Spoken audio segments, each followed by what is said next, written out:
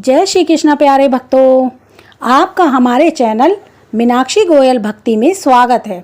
बोलिए भगवान श्री विष्णु की जय। भगवान श्री विष्णु की कृपा हम सब पर बनी रहे।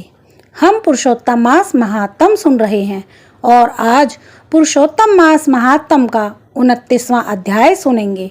तो कथा प्रारंभ करते हैं।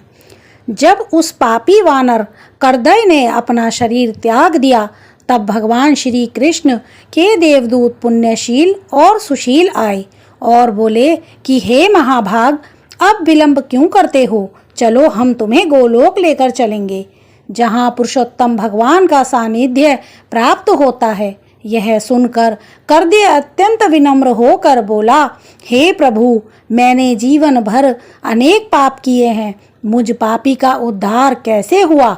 मैंने कौन सा ऐसा पुण्य किया जिससे मुझे यह दिव्य शरीर और यह महान लोक प्राप्त हुआ? तब भगवान हरि के दूत ने मुस्कुरा कर कहा कि यह पुरुषोत्तम मास का अद्भुत प्रभाव है। तुमने अज्ञानवश ही इस मास में महान तप कर लिया। तुम्हारे मुख में रोग था, इसलिए तुमने अनजाने में उपवास किया। तुमने वृक्ष से फल तोड़कर भूमि पर फेंके, जिससे अन्य जीवों का पेट भरकर तुमने परोपकार किया। भूख, प्यास, शीत और धूप सहते हुए तुमने कठोर तप किया और सबसे बढ़कर तुम उस पवित्र तीर्थ में कई दिनों तक जल में लोटते रहे, जिससे तुम्हें स्नान का पुण्य प्राप्त हुआ। इस प्रकार बिना जाने ही तुमसे ऐसा महान व्रत हो गया जिससे तुम्हारे समस्त पाप नष्ट हो गए। यह सुन करके करदय आश्चर्य और आनंद से भर गया। उसने उस तीर्थ, पर्वत, वन और वृक्षों को प्रणाम किया और विनम्रता पूर्वक दिव्य विमान में बैठ गया। देवताओं ने पुष्प वर्षा की, गंधर्व गीत गाने लग गए और अप्सराएं नृत्य करने लगी। इस प्रकार वह परम आनंद में गोलोक को प्राप्त हुआ, जहाँ ना भय है और ना ही दुख और ना ही जन्म मरण का भय। इसके बाद नारद मुनि ने भगवान से पूछा कि हे प्रभु, आपने प्रातःकाल के कर्तव्यों का वर्णन किया, अब कृपा बताइए कि दिन और रात्रि में मनुष्य को कैसे आचरण करना चाहिए।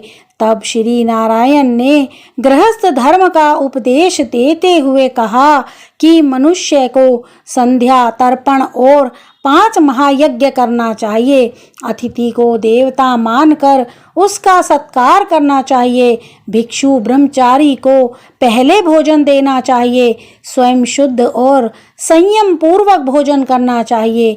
भोजन के पश्चात भगवान का स्मरण, शास्त्र श्रवण और आत्मचिंतन करना चाहिए। सायं काल में संध्या वंदन, जप और हवन करना चाहिए और रात्रि में धर्म पूर्वक आचरण करते हुए विश्राम करना चाहिए। अंत में श्री नारायण ने कहा कि अहिंसा, सत्य, दया, दान और संयम यही गृहस्थ धर्म के मूल स्तंभ हैं। जो मनुष्य इसका पालन करता है वही सच्चा धर्मात्मा है और जीवन में परम कल्याण को प्राप्त करता है। इस प्रकार यह कथा बताती है कि पुरुषोत्तम मास का प्रभाव इतना महान है कि अनजाने में किया गया छोटा सा पुण्य भी मनुष्य को मोक्ष के मार्ग पर ले जा सकता है। इस प्रकार केवल पुरुषोत्तम मास में अनजाने में किए गए स्नान मात्र से ही वह पापी करदय वानर योनि से मुक्त होकर दिव्य लोक को प्राप्त हुआ।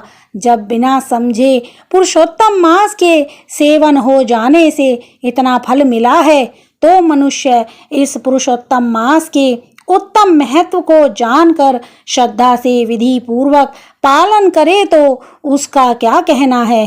प्रिय भक्तों, आज का अध्याय यहीं पर समाप्त हुआ। इसके आगे की कथा हम अगले अध्याय में सुनेंगे। दोस्तों, अगर आपको हमारी वीडियो अच्छी लगी हो तो लाइक करना, चैनल को सब्सक्राइब करना और कमेंट में जय श्री हरि विष्णु जरूर लिखना। जय श्री कृष्णा।